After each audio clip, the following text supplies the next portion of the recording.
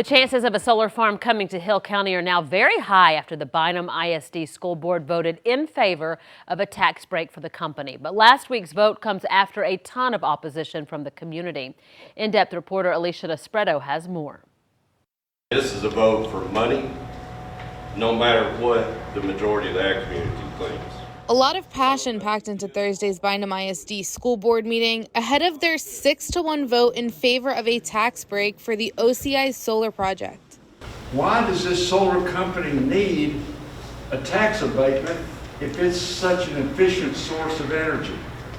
A question on the minds of many in Hill County. Why can't they come to you on their own merits?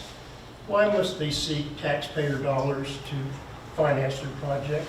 John Blaha came from Abbott to urge the board to vote no against the tax break. I have a solar project right next to my farm, and I know firsthand what these things do to farmland. Blaha says solar panels were put in about a year ago and claims it ruined the land around his home. They have graded all of the terraces and waterways down, which just allows the water to flow over highly erodible land, and they have it in collection pools, and that land will soon, over the years, it will erode away. This is just one of the many concerns community members raised before the vote. It just doesn't make any sense to put solar panels on prime farmland. Janet Walters' family has grown corn, wheat, cotton, and milo on their same farm since the 1800s. I have an emotional tie to the land. The Walters are just one of the many families in Bynum at risk of losing portions of their land to the solar panels, but they say it's about more than just losing their family's history.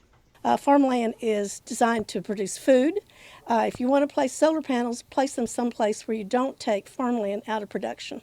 Walters fears the loss of so much farmland could really hurt the community, both in shortages and economically. It's an agricultural community. We depend on agriculture. The entire economy is agriculture. So if you cover all the land up with solar panels, you don't have an agricultural economy anymore. And everybody else who depends on agriculture in this county is going to be impacted by it. You know, we are sympathetic with a lot of the things that were said here. We like our community the way that it is, but at the end of the day, we voted on something that was a piece of the tax code. The school board did vote in favor of the tax abatement, but said they don't think their decision would have made much of a difference. There was a perception that our vote was either allowing or not allowing, and it wasn't. All it was for the tax incentive. The tax incentive will save the OCI group roughly $4.5 million over 10 years on the $225 million project. Bynum ISD superintendent said even if they voted against it, it would not have been enough to avert the project. In light of our location to the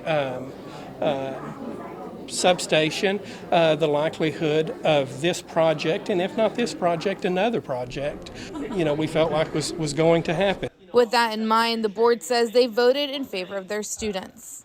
Our focus, when we were sorting through this, was on students at Bynum ISD, both now and in the future. A decision farmers say they will never understand. It covers some of the best farmland in the United States of America, some of the most productive farmland.